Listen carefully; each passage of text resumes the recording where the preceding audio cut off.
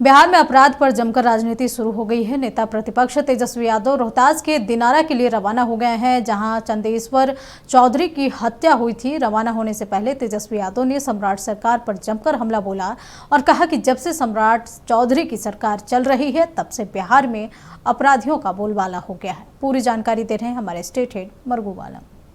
किसान परिवार की, मजदूर परिवार की जो है हत्या जो है कर दी गई और इसमें पूरे तरीके से कहीं ना कहीं से जो आरोपी हैं उनको बचाने का जो है प्रयास किया जा रहा है। आज उनके परिजनों से हम लोग मुलाकात करने जा रहे हैं और पार्टी की तरफ से कुछ आर्थिक सहयोग भी हम लोग जो है करेंगे। गरीब अति पिछड़ा परिवार से आते हैं, अपने मजदूरी मांगने के लिए वो गए थे और उनकी निर्मम जो है हत्या कर फोन आ रहा है। पूरे बिहार भर में फोन आ रहा है।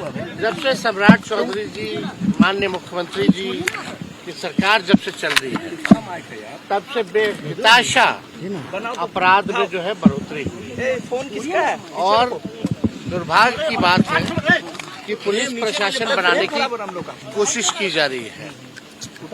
अपराधी भी गरीबों को मार रहा है, पुलिस भी जो है छात्रों पर गोली चला रहा है। ऐसा बिहार, इन लोगों ने बिहार को बर्बाद करने का काम कर रहे हैं।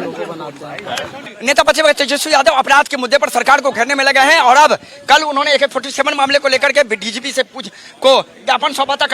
अब वो जा रहे हैं रोहतास दिनारा, जहां चंदेश्वर चौधरी की हत्या हुई थी और जमकर उन्होंने सरकार पर हमला करते हुए कहा कि बिहार में कानून व्यवस्था बिल्कुल खत्म हो गई है, बर्बाद हो गई है। जब से सम्राट चौधरी मुख्यमंत्री आए हैं तब से बिहार में कानून व्यवस्था बिल्कुल बर्बाद हो चुकी है। यह नजारा है जहां वो पटना से कह सकते हैं दिनारा के लिए रवाना हुए हैं, जहां वो कह सकते हैं कि चंदेश्वर चौधरी के परिवार से मिलेंगे और परिवार से मिलने के बाद उनको आर्थिक सहायता भी देंगे। उन्होंने कहा कि बिहार में अपराधियों का बोलबाला है, सरकार चल नहीं पा रही है, सरकार हर मोर्चे पर विफल हो गई है और सीधे तौर पर अब अपराध के मुद्दे पर तेजस्वी यादव सरकार को हर मोर्चे पर घेरने में लगे हैं। सहयोगी मुकेश के साथ मरगू वालम, नेक्स्ट न्यूज पटना। इस खबर पर अधिक जानकारी के लिए हमारे साथ बिहार स्टेट हेड मरगू वालम लाइव जुड़े हुए हैं। मरगू, बड़ी खबर जहां की तेजस्वी यादव ने बड़ा गंभीर आरोप सम्राट चौधरी पर लगाया है। वो कह रहे हैं कि जब से सम्राट चौधरी CM बने हैं तब से अपराधियों का बोलबाला हो गया है। कैसे देख रहे हैं उनके इस बयान को?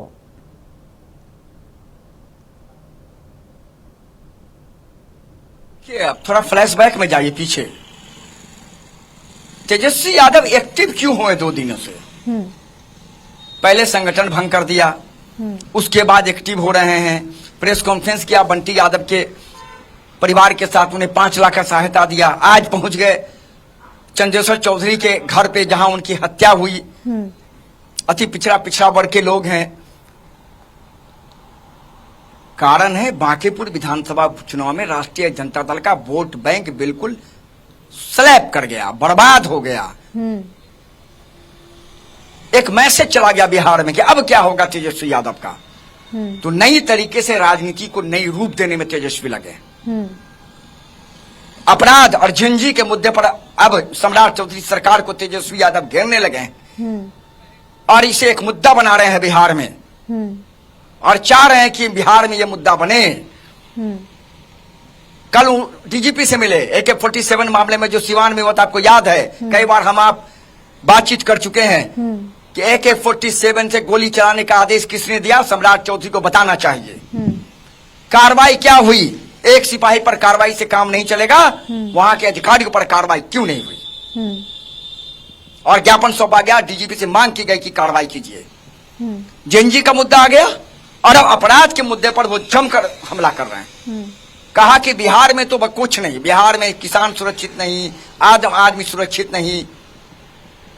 जब से सम्राट चौधरी की सरकार बनी तब से स्थिति बद से बदतर हो गई है। सम्राट चौधरी रबर स्टैप मुख्यमंत्री हैं, दिल्ली से चल रहा है। दिल्ली से कहा जाता है कि गोली चलवा दो, सम्राट चौधरी गोली चलाने का आदेश देते हैं, लेकिन यह बर्दाश्त नहीं होगा। हम सारे विपक्ष के लोगों से अपील करते हैं कि बिहार आइए और जेएनजी के मुद्दे को लेकर जिस तरीके से यहाँ AK-47 चलाया गया, इस मुद्दे को लेकर के यहाँ प्रतिरोध कीजिए, विरोध कीजिए। उन्होंने भारत के सभी विपक्ष दलों को कल आमंत्रण कर दिया। आज वहां पहुंच गए, आज वहां वो आर्थिक सहायता दे रहे हैं पार्टी की तरफ से और कहा कि यह मुद्दा चलेगा, क्योंकि बिहार में अपराधियों का बोलबाला है। जब से सम्राट चौधरी की सरकार आई है अपराधी बिल्कुल बेलगाम हो चुके हैं और पुलिसिया तंत्र का शासन कायम करने की कोशिश की जा रही है। हम नेता प्रतिपक्ष है, इसे बर्दाश्त नहीं होगा। हम लोगों के बीच मुद्दे को लेकर जाएंगे और इस मुद्दों को लेकर हम सड़क पर उतरेंगे। लेकिन तो तेजस्वी यादव ने ये सवाल सम्राट सरकार पे उठाया। अब इसको लेकर के विपक्ष भी सवाल उठा रहा है और विपक्ष बार बार तेजस्वी यादव को ये याद दिलाता है कि उनके पिताजी के समय में क्या कुछ शासनकाल था, क्या कुछ अपराधी करते थे, उसे भी तेजस्वी यादव को याद रखना चाहिए। ने विपक्ष दो सवाल उठा रहा है। नीरज कुमार ने कहा कि तेजस्वी यादव जी, जनजी का आंदोलन चल रहा था, कहां थे आप? आप ईरान अमेरिका में आप समझौता कराने, हार्मोज खुलवाने गए हुए थे, अब वहां भी फेल कर गए, अब बिहार में फेल कर गए, लोकसभा में फेल कर गए। अब इस मुद्दे को नहीं चलेगा, यह मुद्दा आपका चलने वाला नहीं है। सवाल पूछा है तेजस्वी यादव से। 118 नरसंहार हुए लालू यादव राबड़ी देवी के शासनकाल में, क्या किसी डीएमएसपी पर कार्रवाई हुई?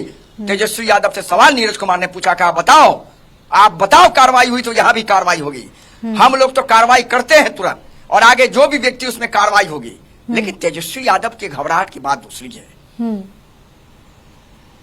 जनजी के मुद्दे पर फायदा नहीं ले सके, यह स्पष्ट है, आप भी देख रहे हैं। और दूसरा, आप AK-47 को उठा लिया है कि नहीं, यह मुद्दा आप आइए, बिहार में भारत में पहली बार AK-47 छात्र पर चला। और दूसरा, अपराध के मुद्दे पर सम्राट चौधरी को घेरने में लगे हैं। क्योंकि ये दोनों एक ऐसा मुद्दा है जो मुद्दे बन सकते हैं, निवेश का मुद्दा नहीं बन सकता। तो ये दोनों मुद्दों को लेकर के वो बिल्कुल अब ये चाह रहे हैं कि एक रास्ता बने और उस रास्ते पर हम बिहार के पॉलिटिक्स करें, लोगों के बीच जाएं, लोगों को बतावें कि सम्राट चौधरी रबर स्टाम्प मुख्यमंत्री हैं, इनके राज में अपराध बढ़ गया है और गरीबों को देखने वाला कोई नहीं है। पिछड़ा अति पिछड़ा की राजनीति, ध्यान दीजिएगा उनके शब्द में, उन्होंने क्या कहा? पिछड़ा अति पिछड़ा परिवार के व्यक्ति को मारा गया। यही तो पॉलिटिक्स है, यही पॉलिटिक्स है अंजना। माने पिछड़ा अति पिछड़ा की पॉलिटिक्स। चूंकि एक बड़ा वर्ग आपको पता है, बांकीपुर उपचुनाव में जो करारी हार मिली है उसका नतीजा है। क्योंकि जब बांकीपुर उपचुनाव होने थे तब तो तेजस्वी यादव विदेश घूम रहे थे, 2-3 दिन पहले विदेश से लौटे और उसके बाद से प्रचार किए। तो क्या उनको ये डर आने वाले इलेक्शन में सता रहा है कि उनका जो कोर वोटर है वो कहीं खिसक ना जाए? देखिए, आने वाला इलेक्शन दूर है तेजस्वी अंजना, लेकिन समझिए बांकीपुर से जीता कौन है? पीके, प्रशांत किशोर बड़े चेहरे हैं। अगर एक बार लोगों में यह हवा चली गई कि नहीं, पीके हैं हमारे विकल्प है, एनडीए का विकल्प कौन है अभी? राष्ट्रीय जनता दल। अगर पीके के विकल्प के रूप में लोगों के दिमाग में यह हवा चला गया, तब तेजस्वी यादव के लिए बहुत मुश्किलें होंगी। और हमने आपसे भी बातचीत की थी, दीपक से मैंने कहा था, ये रिजल्ट बीजेपी के लिए सीख है, बीजेपी के लिए चेतावनी है, लेकिन तेजस्वी यादव के लिए रेड अलर्ट है।